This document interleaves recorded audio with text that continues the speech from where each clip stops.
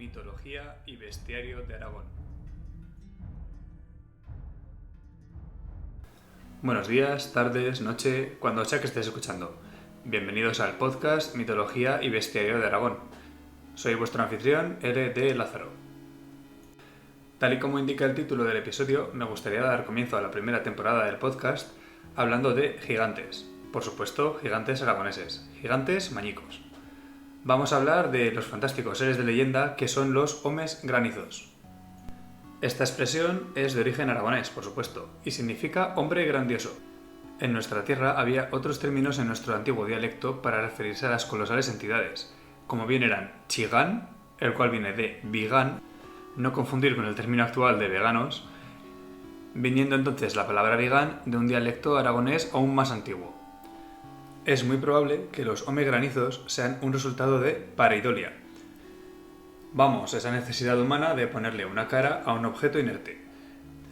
Como cuando los niños, y los no tan niños, le ponemos ojitos de estos que se mueven cuando los agitas a una piedra, a un palo, cualquier cosa. Al final, esos gigantes acabaron siendo la forma humana, o gigante mejor dicho, de los grandes montes del Pirineo y otras zonas de Aragón. Al añadirles a esos macizos rocosos una personalidad, una historia, les podemos dar un sentido. Es algo muy humano. Hay muchos estudios psicológicos que confirman que nuestro cerebro no lleva bien la incertidumbre. Necesitamos comprender y entender el mundo que nos rodea, ya bien sea debido a la necesidad de conocimiento para poder prever los peligros y así lograr la supervivencia, o quizás sea que seamos un tanto cotillas y nos encanten las historietas y ciertos podcasts. Está claro que en muchas culturas los hombres hemos mitificado toda clase de cosas, las tormentas, el fuego, la misma muerte e incluso la picardía, lo cual a mí me parece un concepto bastante curioso. En otras mitologías se explica también los rayos mediante alguna figura divina, pues en Aragón no íbamos a ser menos. Como iremos viendo, se puede organizar un pseudopanteón pirenaico que no deja nada que envidiar a cualquiera de los panteones clásicos. Al fin y al cabo, estos gigantes han sido muy populares en Aragón desde hace muchos años y pueblan nuestras leyendas y nuestros miedos. Se dice, incluso hoy en día, que están escondidos, como es el caso del home granizo del Turbón, que es un gran monte en el Pirineo. Pese a su gran tamaño, nadie puede verle si él no lo quiere, pero si él quiere que le veas, más te vale prepararte para lo peor. Como andábamos diciendo, estas cumbres pirenaicas recibieron culto divino entre los primeros hombres que las habitaron, quienes pudieron contemplarlas y asociarlas a las viviendas de los dioses hechos montañas.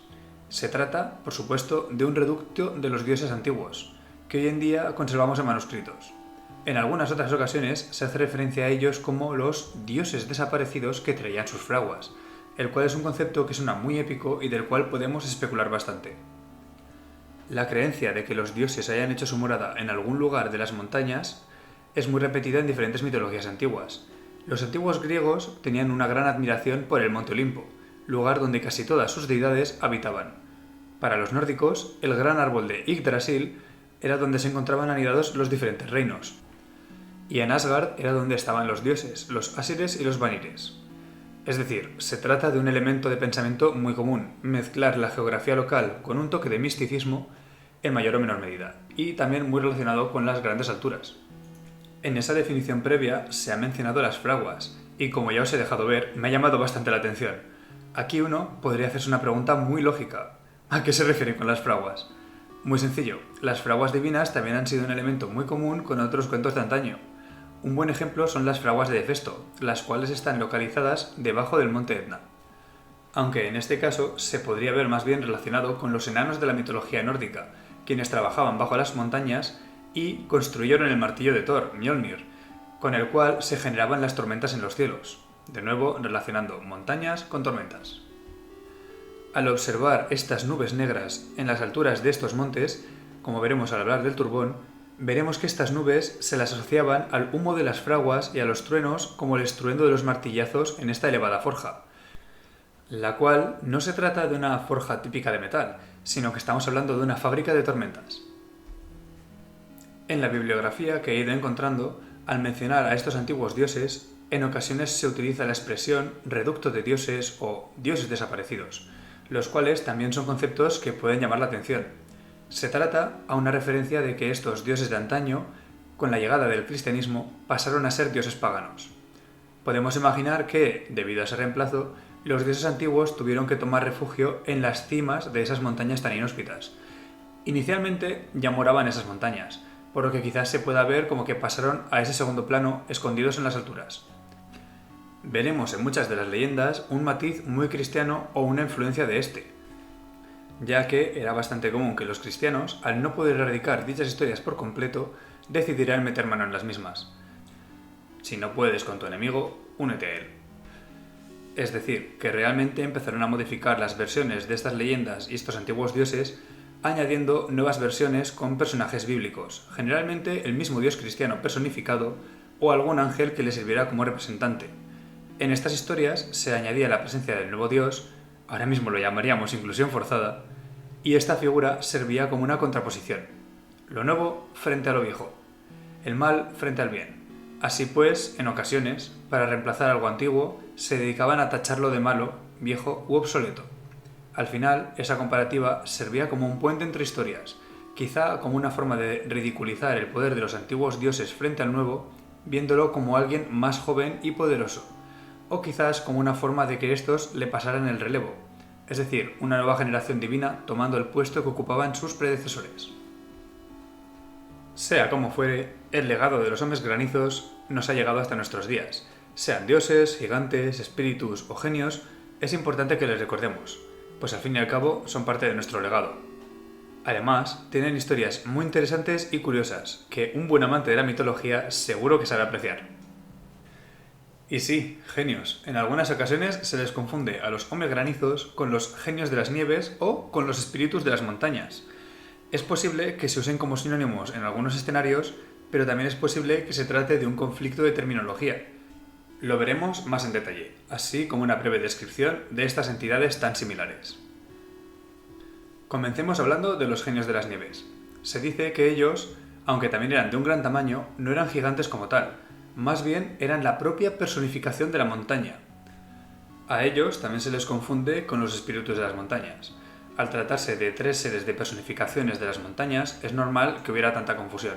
Según menciona el famoso folclorista Joan Amadés, los genios de las nieves tenían una clara misión, la cual era darle al hombre del Pirineo las herramientas y los conocimientos necesarios para la supervivencia en un arduo y salvaje paisaje como es el norte de la península ibérica.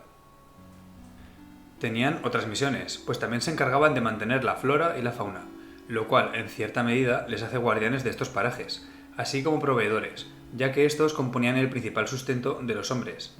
En otras versiones también se les atribuye ser los creadores de la ganadería y se dice que son aquellos quienes enseñaron a los hombres a cómo utilizar la leche como alimento. Pero no siempre es todo oro lo que reluce.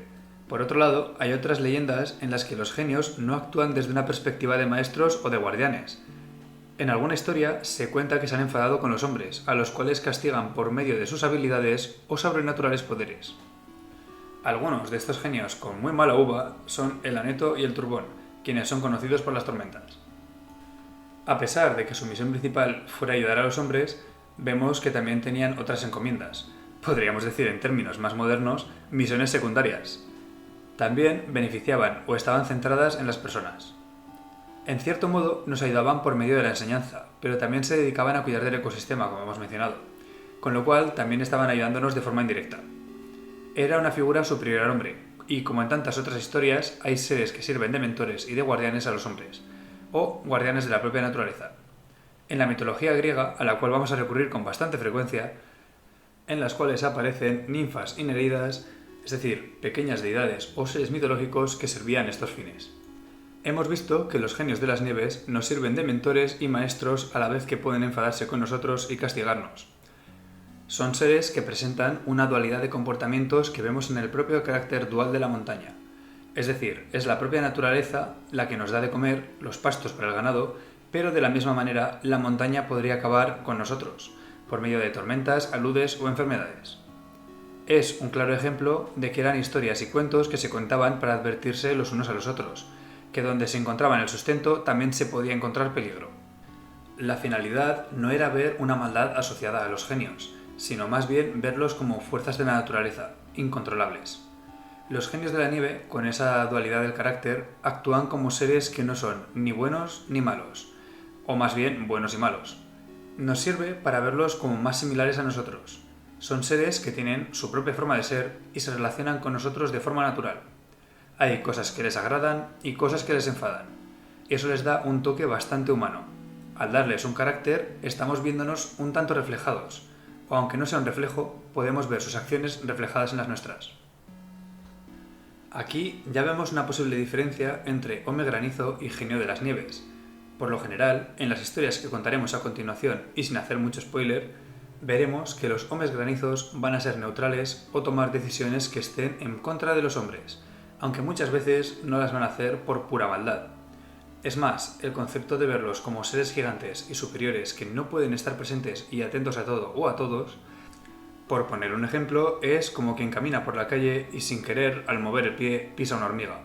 Muchas veces ni nos habremos dado cuenta y en ese caso vemos que no es por maldad, sino por un descuido o falta de atención. Para la hormiga, sin embargo, sentirá el pie acercándose hacia ella como quien ve venir una tormenta, imparable, pero sin una maldad o una intencionalidad asociada.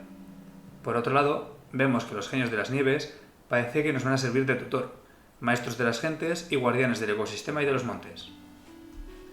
Hay otra diferencia que podemos apreciar entre los Home Granizos y los genios de las nieves, la personalidad, esa individualidad.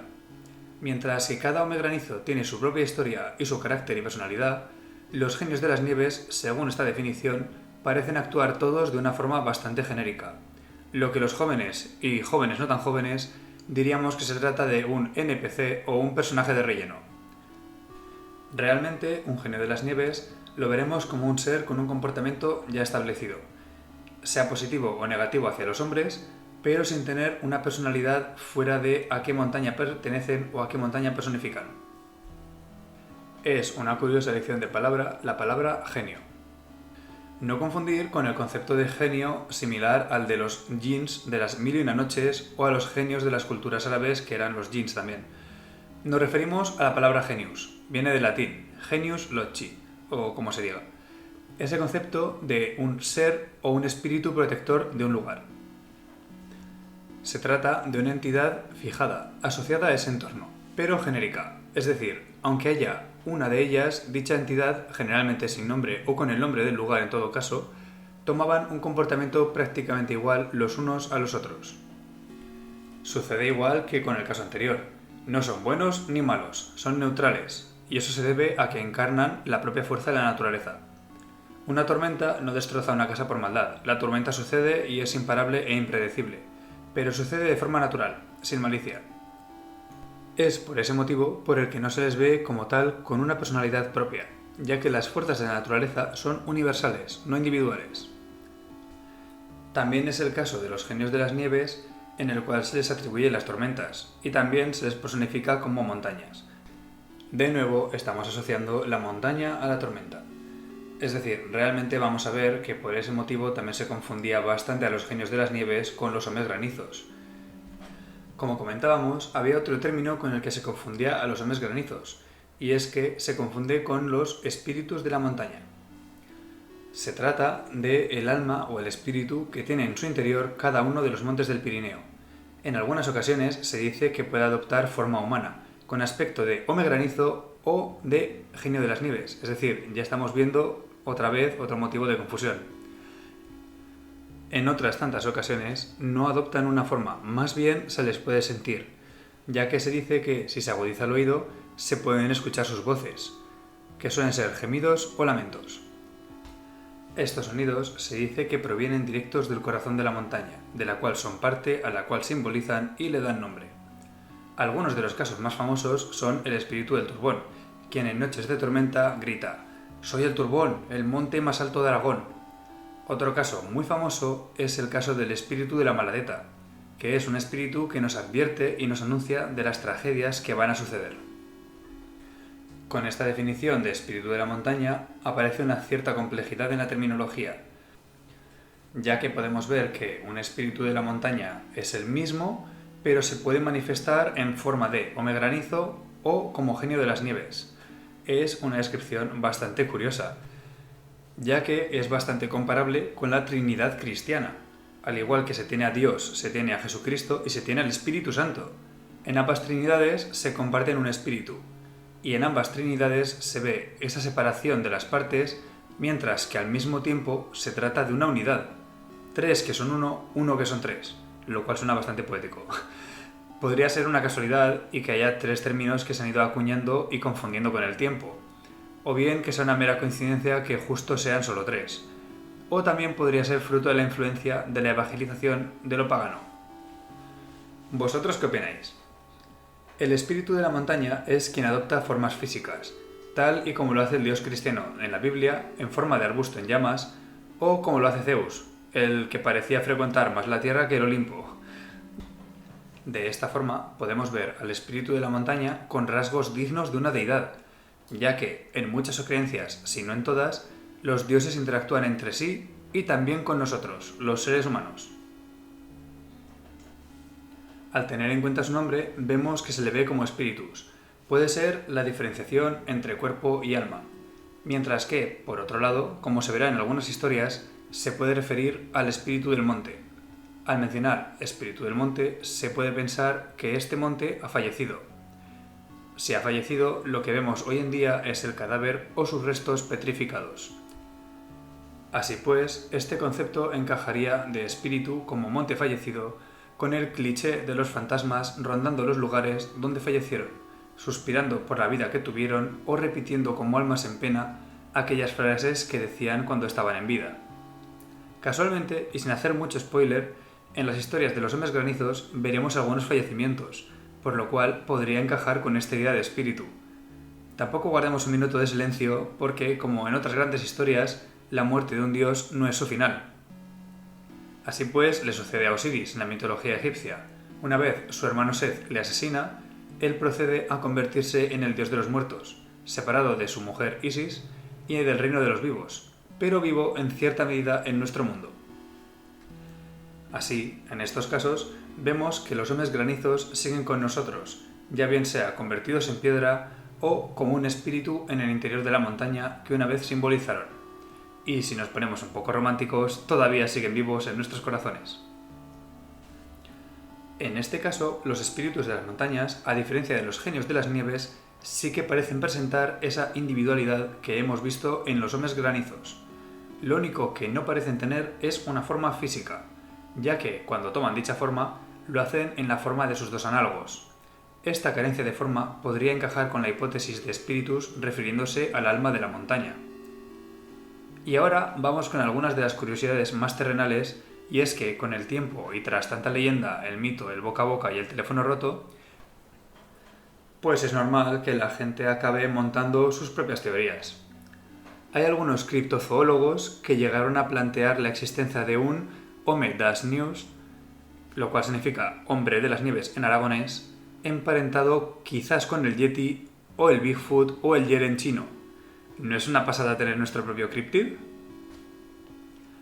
Algunas otras teorías indicaban que quizás se trataba de un primate o un eslabón perdido superviviente del hombre de Neandertal. Todo esto surgió de varios testimonios acerca de avistamientos de grandes huellas o de figuras similares a la de un orangután. Esto sucedió, como cuenta Ángel Morant en su artículo El hombre salvaje de España y en el otro artículo de Ramón Lasa Osa, titulado Entre cuentos y leyendas, el caso de Silván. No podemos hablar de gigantes de Aragón sin mencionar el caso de Fermín Arraudí, un hombre nacido en Sallent de Gallego, quien con 2,5 metros de altura le llamaron internacionalmente el gigante aragonés. Fue un gran hombre que llegó a recorrer ferias, teatros y universidades por todo el mundo, asombrando a todo aquel al que conocía. Se dice que era un gran virtuoso de la música y de la caza, y una vez llegó a matar a una onza pirenaica con sus propias manos y un cuchillo montero. Y bueno, en conclusión, en todas las grandes montañas aragonesas parece habitar un hombre granizo. Muchas de ellas son hombres convertidos en piedra o gigantes. Para Rafael Andolz, el famoso folclorista al cual le debemos la conversación de bastantes de estas figuras, para él los gigantes eran mitad hombre y mitad dioses. Esto es, en cierta forma, una comparación a los héroes griegos y latinos. En muchas ocasiones, y sin hacer mucho adelanto, van a cumplir el arquetipo de héroe trágico de las mitologías clásicas. un ser inmenso, poderoso, prácticamente inmortal, el cual finalmente no es destruido por un enemigo externo, sino por su propio defecto fatal. Acaban causando ellos mismos su propia muerte o convertidos en piedra por un tercero. La causa de su perdición no se debe a otro motivo más que a sus propias taras. Esa amartía o defecto fatal los veremos claramente en la soberbia de Aneto o en la ira de Baleitus. Todas estas historias son un reflejo de aquellos quienes las cuentan. Todos forjamos nuestro propio destino. Con nuestras acciones, día a día, cada decisión labra nuestro futuro, además de las grandes incertidumbres que vayan apareciendo. Véase ahí el análogo humano a los gigantes, de la toma de decisiones y consecuencias, con la incertidumbre de que no todo siempre está en nuestro poder, ya que habrá factores aleatorios en nuestra vida, como bien pueden ser las tormentas. Al igual que encuentros inesperados, es algo tan humano e incontrolable como los sentimientos. Como en tantas otras historias, vemos que estos gigantes acaban siendo sus propios individuos, los cuales están movidos por sus pasiones y emociones, tal como nosotros. Todas esas emociones, fallos, dolor que vamos a ver en esas historias son sentimientos muy humanos y que nos harán sentir muy identificados o en cierta medida, por lo menos, les podremos comprender. No son simples montañas, son monumentos erguidos a la emoción humana. Son un legado de piedras que se contaban acerca de temas tan cotidianos y universales que han perdurado hasta el momento presente. Es posible que al ver estos montes con personalidades tuviera un cierto aporte psicológico. Cuando una tragedia sucede, es muy humano buscar culpables. No nos gusta la incertidumbre, es uno de nuestros mayores temores. Al fin y al cabo, algo sin explicación, algo inimaginable, un horror indescriptible que no podamos comprender, no hay forma humana de enfrentarse a ello. Debido a esos temores y a esta necesidad de una razón, un porqué, un motivo, estamos proyectando nuestros fallos y nuestros temores en una montaña. Y así poder encontrar un sentido a estas tragedias naturales. Se suele decir en los mundillos del true crime o crónica negra que aquellos crímenes aleatorios en los que alguien hace daño a alguien sin un motivo claro son los que más miedo nos dan. Estos crímenes son especialmente aterradores ya que, al ser aleatorio, no es algo que podamos ver venir. Al ser algo que no podemos ver venir, ¿cómo podemos prepararnos ante algo así? Con estas historias se daba una justificación muy necesaria para poder redirigir el foco del dolor. Con la búsqueda de culpables a nuestro dolor, logramos apaciguar ese desasosiego del desconocimiento. Otra conclusión es un valor muy claro que vamos a ver en varias de las leyendas, como es el concepto de hospitalidad sagrada, una prueba moral. Veremos que quien se niega a dar agua, dar asilo y personajes que ofrecen una falsa hospitalidad, todos ellos acaban castigados. Todo esto agrupado nos da un resquicio de esa mentalidad antigua del Pirineo. La hospitalidad era una ley suprema de la supervivencia en los montes, hoy por ti, mañana por mí. Se trata de un estricto código ético de la montaña en el que el cristianismo veremos que ha absorbido en sus leyendas. Es un código básico de supervivencia, además de moral. Así pues, a quien infrinja esta hospitalidad sagrada, veremos constantes referencias a la caída de los titanes, la titanomaquia, ya que el castigo divino suele recaer sobre ellos. En Grecia, los titanes acaban siendo encerrados en el Tártaro. Aquí, en Aragón, se acaban convirtiendo en los montes. Son la montaña misma, su cuerpo hecho piedra, lo cual daba una visión explicada del paisaje.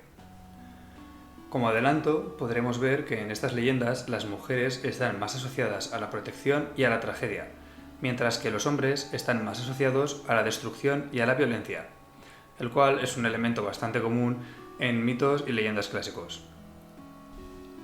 Finalmente, me despido con un mensaje de agradecimiento a los mesgranizos por separarnos de los franceses. En conclusión, hemos podido ver que el Pirineo es un cementerio de gigantes, lo cual voy a dejar como un cliffhanger. Ya se irá viendo el motivo de esta afirmación en los próximos episodios, donde hablaremos ya de los siguientes granizos en concreto, Culivillas y Baleitus. Así que la próxima vez que caminemos por el Pirineo, cuando pisemos cada piedra, podríamos pensar en ella como un fragmento de historia petrificada de quienes estuvieron allí antes que nosotros. Eso es todo por hoy. Muchas gracias por escucharme y hasta la próxima.